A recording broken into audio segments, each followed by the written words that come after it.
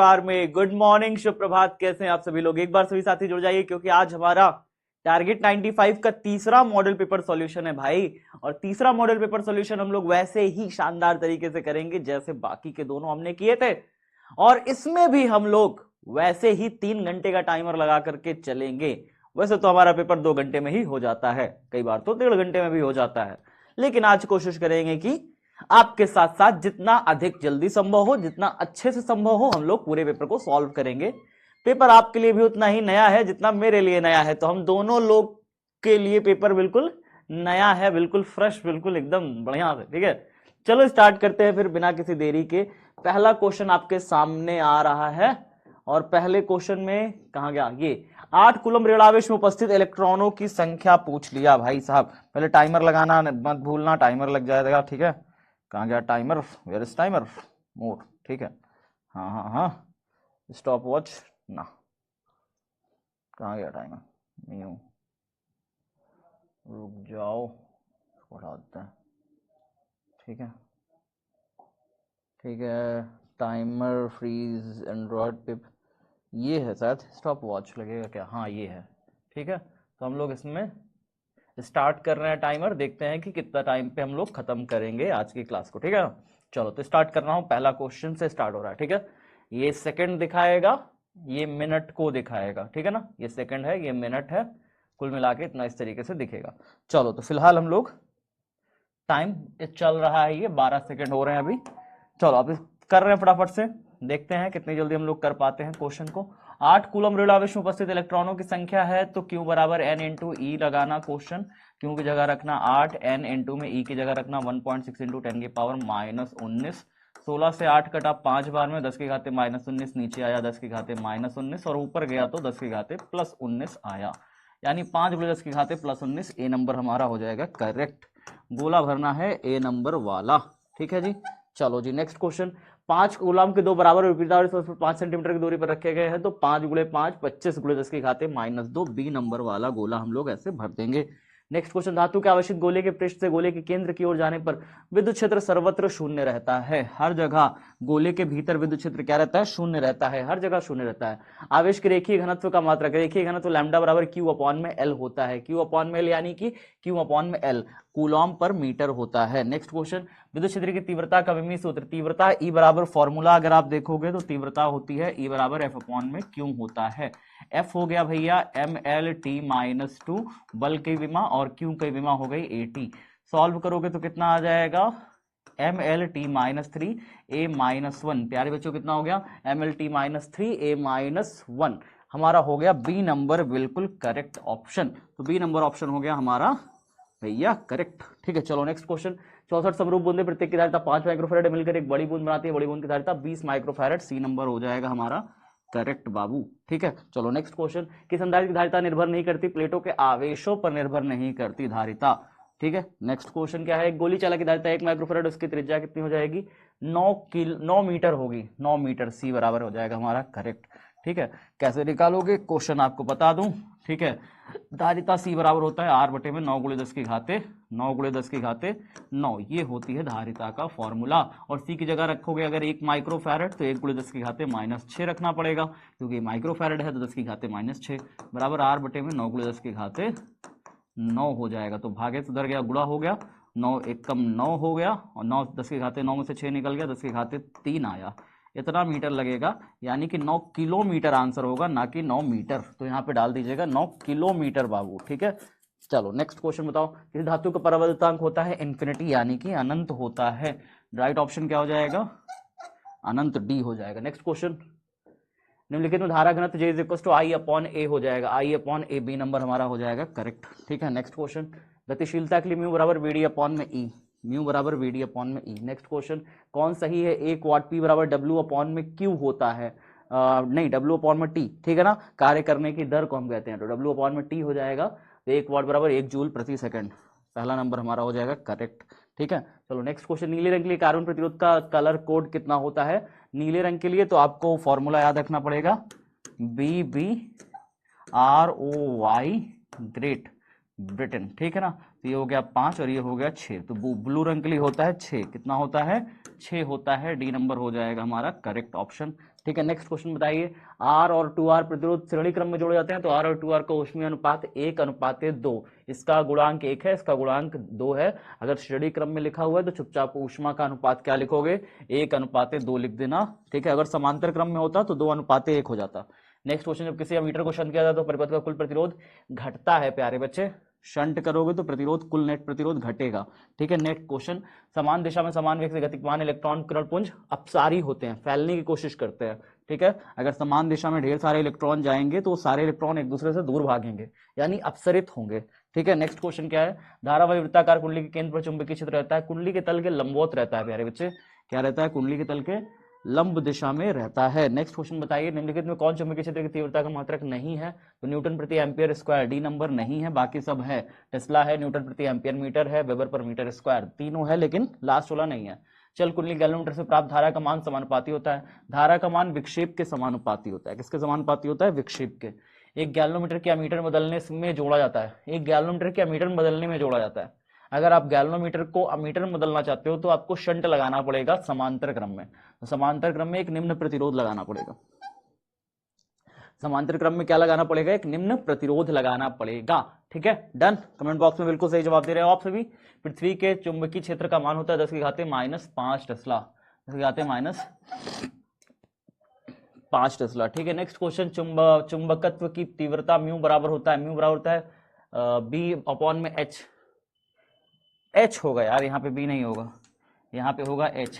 चुंबकन की तीव्रता H बराबर क्या होता है, H बराबर B0 में म्यू नॉट, क्या हो जाएगा, B0 में म्यू नॉट हो जाएगा, ये हो जाएगा करेक्ट, ए नंबर हमारा करेक्ट हो जाएगा।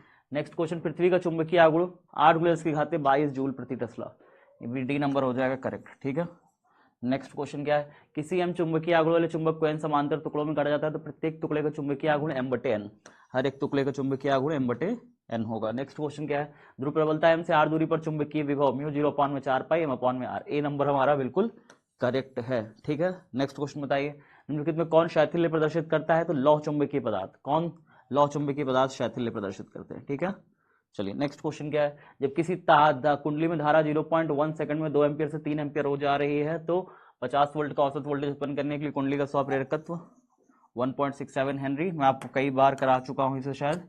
E बराबर फॉर्मूला होता है -L डेल्टा I अपॉन में डेल्टा T। E की वैल्यू हमें दिया हुआ है 50 वोल्ट, रख देना। L का मान हमें निकालना है, डेल्टा I हो जाएगा 2 - 5, 2 में से 5 घटाओगे तो डेल्टा I आएगा -3 और डेल्टा T हो जाएगा 0.1 सेकेंड, वैल्यू रखोगे तो 1.67 आएगा। नेक्स्ट क्वेश्चन देखिए, यदि ds क्षेत्रफल सदिश पर चुंबकीय क्षेत्र भी लंबवत हो तब ds क्षेत्र पर चुंबकीय फ्लक्स होगा, चुंबकीय फ्लक्स कितना होगा, चुंबकीय फ्लक्स फाई बराबर होता है, लंबवत है तो शून्य हो जाएगा, अगर लंबवत है तो शून्य क्षेत्र सदैव होगा, लंबवत है तो शून्य होगा क्योंकि फाई बराबर BDS cos थीटा हो जाएगा। एक बंद चालक के निकट चुंबकीय क्षेत्र स्थित है, चालक में उत्पन्न धारा उत्पन्न की जा सकती है जब चालक और चुंबक के बीच आपेक्षिक गति हो, डी नंबर, जब चालक और चुंबक के बीच आपेक्षिक गति हो। प्रेरण कुंडली क्या उत्पन्न करता है प्यारे बच्चे, उच्च वोल्टेज उत्पन्न करता है, हाई वोल्टेज उत्पन्न करता है। ठीक है, नेक्स्ट क्वेश्चन क्या है, केवल धारिता युक्त प्रत्यावर्ती धारा परिपथ पे, धारिता केवल युक्त है तो वोल्टेज और धारा के बीच में 90 डिग्री का कालांतर होता है, कितना होता है, 90 डिग्री का कालांतर, बी नंबर हो जाएगा करेक्ट। ठीक है, नेक्स्ट क्वेश्चन दबाइए, एक चौक कुंडली का स्वप्रेरकत्व 5 है, 5 दूनी 10 माइनस का 10 आ जाएगा, माइनस का 10 वोल्ट आ जाएगा। वही फॉर्मूला प्यारे बच्चे, कितना विद्युत वाहक बल उत्पन्न होगा, E बराबर -L डेल्टा I अपॉन में डेल्टा T। अब यहाँ पे L की वैल्यू पता है 5 हेनरी और delta I upon delta T दिया हुआ है 2, तो 5 × 2 माइनस का 5 × 2 कितना हो गया, -10। ठीक है, नेक्स्ट क्वेश्चन देखेंगे, एक पूरे चक्र में प्रत्यावर्ती धारा का माध्यमान, पूरे चक्र में प्रत्यावर्ती धारा का माध्यमान जो होता है ना वो शून्य होता है, डी नंबर हमारा हो जाएगा करेक्ट, माध्यमान क्या हो जाएगा, शून्य हो जाएगा। नेक्स्ट क्वेश्चन बताइए, रिपीट है क्या जी, तो 33 2 बार हो गया, कोई बात नहीं। ठीक है, तो शून्य हो जाएगा। चलो नेक्स्ट क्या 34, विद्युत लेपन में व्यवहार आने वाली धारा डीसी करंट होती है, विद्युत लेपन में जो व्यवहार होती है धारा वो डीसी करंट होती है, ना कि एसी होती है। ठीक है, प्रतिबाधा का मात्रक ओम होता है, प्रतिबाधा का मात्रक क्या होता है, ओम होता है। लो भाई 35 क्वेश्चन डन हो गया और टाइम है हमारे लगे 8 मिनट, मात्र 8 मिनट में हमारे 35 क्वेश्चन क्या हो गए, डन हो गए, मात्र 8 मिनट में। ठीक है, तो 8 मिनट पॉज, 8 मिनट में हमारे 35 क्वेश्चन पूरे के पूरे डन हो गए। आप भी एग्जाम में इसी स्पीड से कर सकते हो, अगर आपको कंसेप्ट पूरी तरीके से क्लियर है तो आप पूरा 35 क्वेश्चन चुटकी बजा के ऐसे निपटा सकते हो। ठीक है, तो कंसेप्ट एकदम क्लियर होने चाहिए माइंड में, और सारा एकदम ज्ञान हथेलियों पे हो करके एकदम धमाका कर दो। ठीक है, चलो जी next next next next next है अब हमारे पास सब्जेक्टिव क्वेश्चन। सब्जेक्टिव क्वेश्चन में हमारा पहला क्वेश्चन क्या है? ठीक है, टाइमर कहाँ चला गया जी? टाइमर तो गायब हो गया को ना, टाइमर वापस आ जा। ठीक है, अब देखते हैं कि हम लोग सब्जेक्टिव कितने टाइम पे करते हैं। स्टार्ट कर रहा हूं, नेक्स्ट स्टार्ट। ठीक है, चलो जी। तो अब जो है हम करने जा रहे हैं सब्जेक्टिव क्वेश्चन। तो सब्जेक्टिव क्वेश्चन में किसी अनाविष्ट वस्तु पर 10 की घात 29 इलेक्ट्रॉन दिया जाता है, उस वस्तु पर उत्पन्न आवेश की गणना करें। उत्तर में सबसे पहले डालोगे दिया है। ठीक है, कभी भी कोई भी प्रश्न हो तो सबसे पहले डालोगे न्यूमेरिकल के लिए दिया है। अब यहाँ पे हमें 10 की घात 19 इलेक्ट्रॉन दिए हैं, तो नंबर ऑफ इलेक्ट्रॉन दिया है, एन की वैल्यू दिया है 10 की घात 19 इलेक्ट्रॉन। ठीक है ना, तब उस वस्तु पर आवेश, चूंकि वस्तु को इलेक्ट्रॉन दिया जाता है, चूंकि वस्तु को इलेक्ट्रॉन दिया जाता है, या उदासीन वस्तु को, यहाँ पे लिख देना उदासीन वस्तु को। ठीक है, अनाविष्ट वस्तु, अनाविष्ट, एग्जामिनर यही सब चेक करता है आपका ज्ञान। अनाविष्ट वस्तु को इलेक्ट्रॉन दिया जाता है, वस्तु को इलेक्ट्रॉन दिया गया अतः, चूंकि अनाविष्ट वस्तु को इलेक्ट्रॉन दिया गया, अतः वस्तु पर आवेश, वस्तु पर जो आवेश होगा, वस्तु पर आवेश जो होगा, वस्तु पर जो आवेश होगा प्यारे बच्चे, वो आवेश क्यू बराबर कितना होगा? क्यू बराबर माइनस का एन, माइनस का एन इंटू ई। अब माइनस का एन की वैल्यू कितना दिया है? एन की वैल्यू दिया 10 के घात 19, और ई की वैल्यू कितना दिया? 1.6 इंटू 10 की पावर माइनस का 19। अब प्लस का 19 माइनस का 19 कट गया, माइनस का 1.6 कूलॉम, इतना बचा। This is the right answer, ये हमारा सॉल्यूशन हो गया। ठीक है, चलो नेक्स्ट क्वेश्चन देखते हैं। नेक्स्ट क्वेश्चन में क्या है? समांतर प्लेट संधारित्र में दूसरे प्लेट का कार्य क्या है? तो यहाँ पे उत्तर लिखिएगा, समांतर प्लेट संधारित्र में, समांतर प्लेट संधारित्र में, प्लेट संधारित्र में, संधारित्र, समांतर प्लेट संधारित्र में पहली प्लेट संग्राहक प्लेट, संग्राहक प्लेट व दूसरी प्लेट संघनक प्लेट कहलाती है। व दूसरी प्लेट क्या कहलाती है? संघनक, संघनक कंडेंसिंग प्लेट, संघनक प्लेट कहलाती है, प्लेट कहलाती है, कहलाती है। खड़ी पाई। दूसरी प्लेट का कार्य, इसमें दूसरी प्लेट का कार्य, इसमें दूसरी प्लेट का कार्य, प्लेट का कार्य,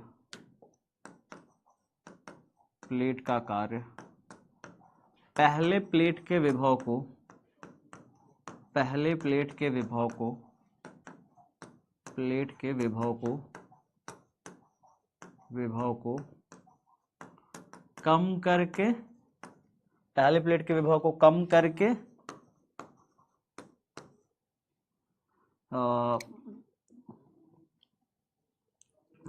पहले प्लेट के विभव कम करने, पहले प्लेट के विभव को कम करके, अर्थात यहाँ पे लिखो, अर्थात विभवांतर बढ़ाकर धारिता, ना पहले प्लेट के विभव को कम करके धारिता को बढ़ाना होता है, बस ऐसे लिख दो, करके धारिता को,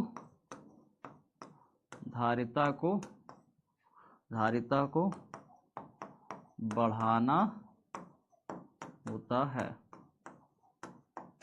ठीक है, धारिता को बढ़ाना होता है। ठीक है ना, बस इतना काम आपको करना है। अर्थात यहाँ पे आप चाहो तो इसको ऐसे दिखा सकते हो कि C बराबर होता है Q अपॉन में V। यदि V कम होगा, या यहाँ पे आगे कर लेना C directly proportional to 1 upon में V, ऐसे भी दिखा सकते हो।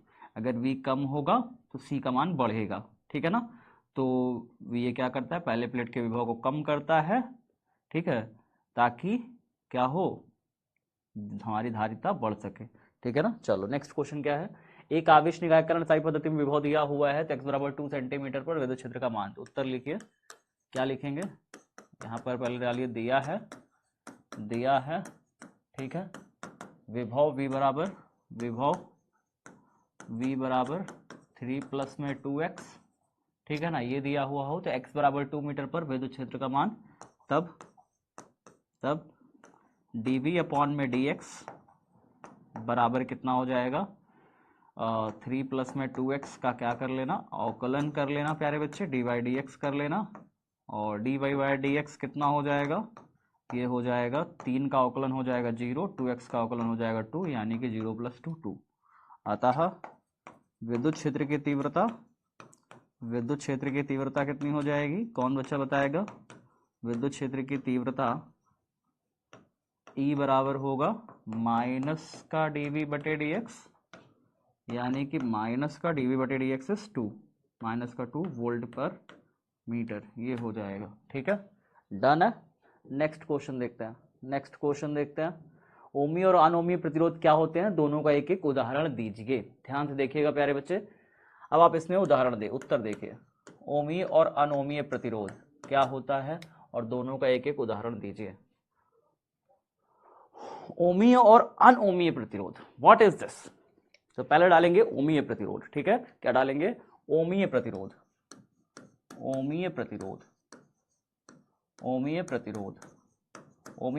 क्या होता है, वह प्रतिरोध जो ओम के नियम का पालन करते हैं, ओम के नियम का पूर्णतः पालन करते हैं,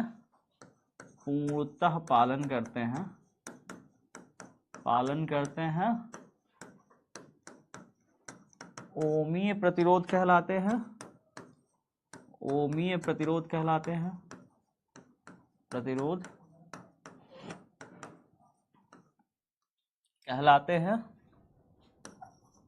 कहलाते हैं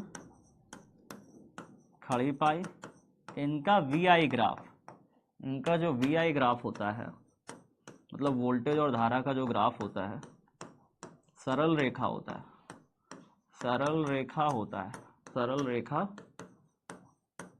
है, ठीक है। आप चाहो तो इसमें ग्राफ भी दिखा सकते हो ऐसे करके कि भाई ये V इधर दिखा दिया, I इधर दिखा दिया, ग्राफ ऐसा सरल रेखा में, ठीक है ना। चलो पुनः डालोगे अनोमीय प्रतिरोध, उदाहरण ला सकते हो इसमें, उदाहरण चालक धातुएं, ठीक है। चल अब अनोमीय प्रतिरोध डालो, अनोमीय प्रतिरोध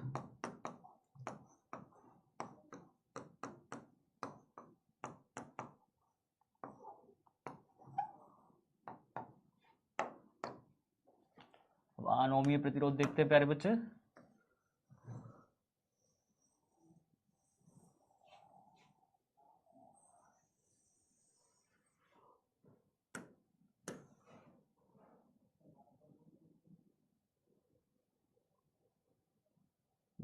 यहाँ सेट हो जाएगा,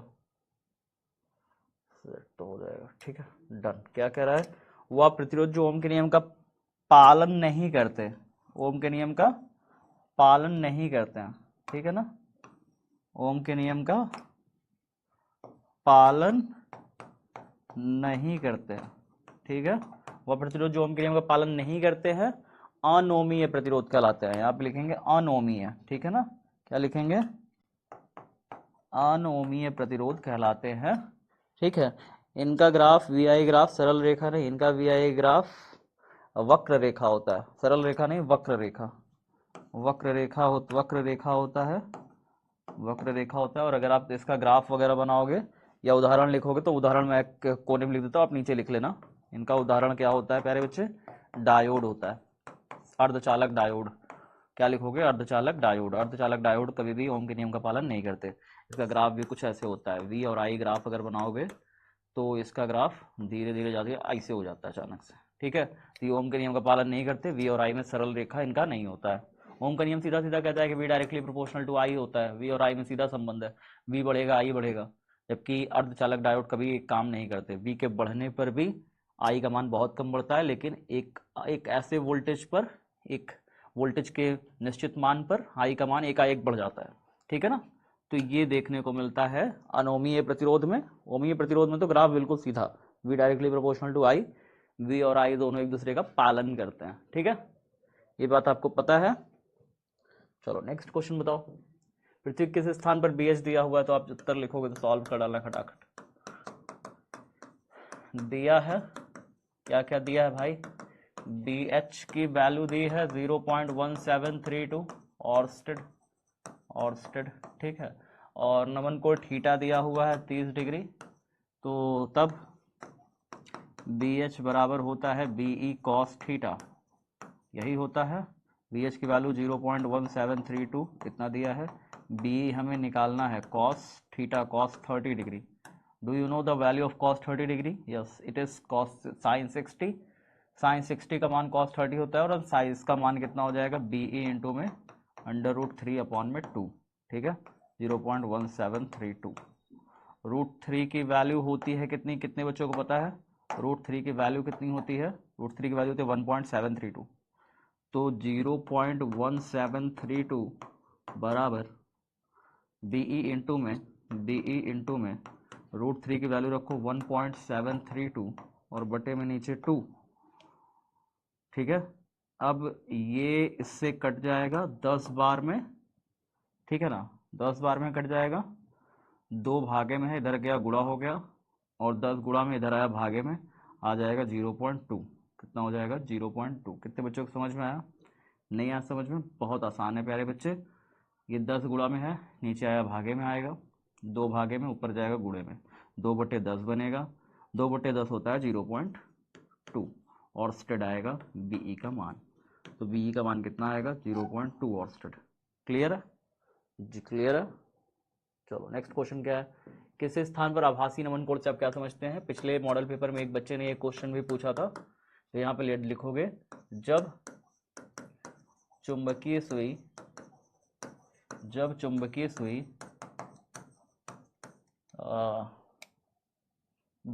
चुंबकीय आमुत्तर के अतिरिक्त किसी अन्य आमुत्तर में स्थित हो, चुंबकीय याम्योत्तर के अतिरिक्त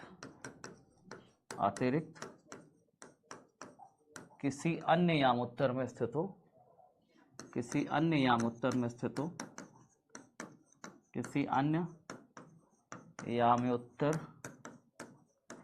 में स्थित हो, जब चुंबकीय सुई चुंबकीय यामोत्तर के अतिरिक्त किसी अन्य यामोत्तर में स्थित हो, तो सुई द्वारा क्षैतिज से बना कोण, सुई द्वारा क्षैतिज से बना कोण आभासी नमन कोण कहलाता है, आभासी नमन कोण कहलाता है। डायग्राम बना दोगे तो पूरा नंबर मिल जाएगा, ठीक है। डायग्राम कैसे बनाओगे, ये हमारा तल है, ये हमारी सुई लटक रही है, ठीक है, ये सुई लटक गई ऐसे करके, ठीक है, और एक हम तल बना लेते हैं ऐसे करके, एक तल ऐसे करके बना लेते हैं, ठीक है ना।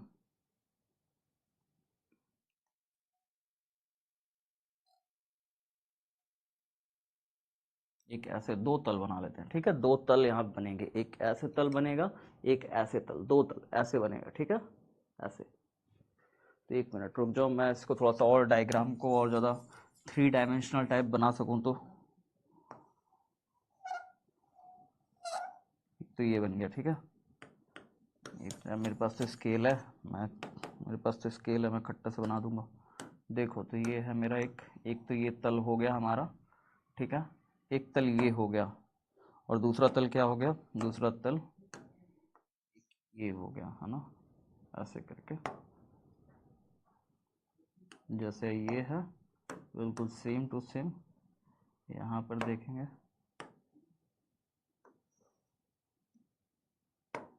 ठीक है, डन है जी। अब यहाँ पे हम क्या करेंगे, चुंबकीय सुई लगाएंगे और चुंबकीय सुई को यहाँ पे ऐसे लटका देंगे।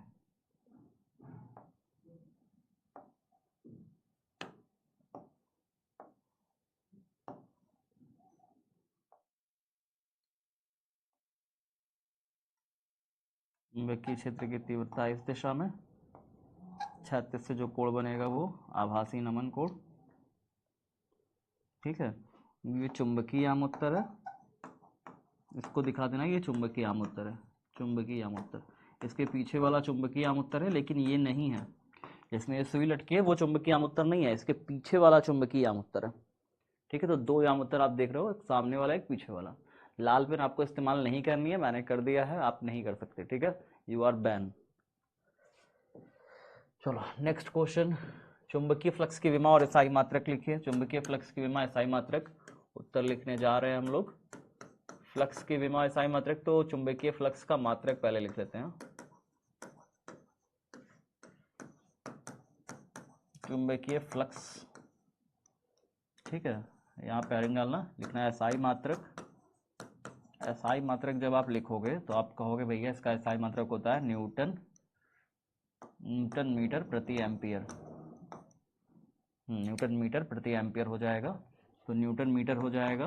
अब इसका अगर आप अथवा यहाँ पे और लगा सकते हो, अथवा करके लिख देना वेबर, अथवा वेबर, यहाँ पे इतना आप लिख सकते हो, ये दोनों एसआई मात्रक में काउंट करे जाते हैं।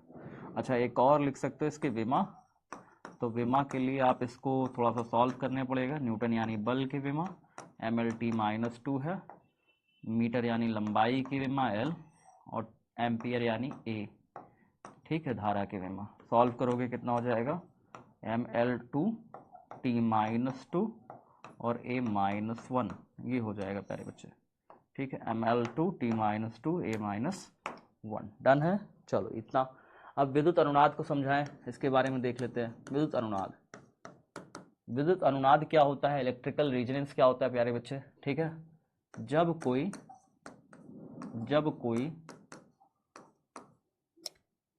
या जब किसी प्रत्यावर्ती धारा परिपथ में, जब किसी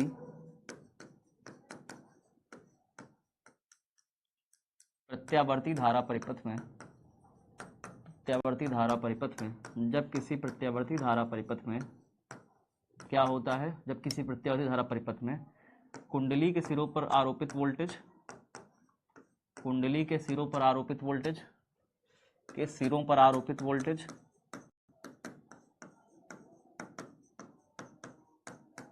कुंडली के सिरों पर आरोपित वोल्टेज, ठीक है, कॉमा संधारित्र के सिरों पर आरोपित वोल्टेज के बराबर हो जाता है।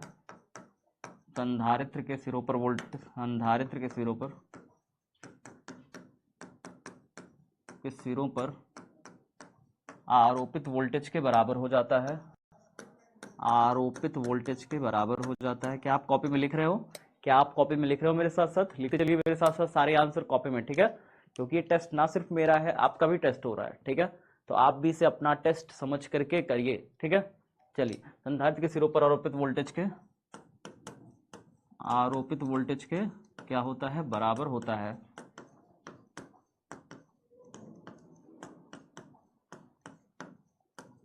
ठीक है, जब किसी प्रत्यावर्ती धारा परिपथ में कुंडली के सिरों पर आरोपित वोल्टेज संधारित्र के सिरों पर आरोपित वोल्टेज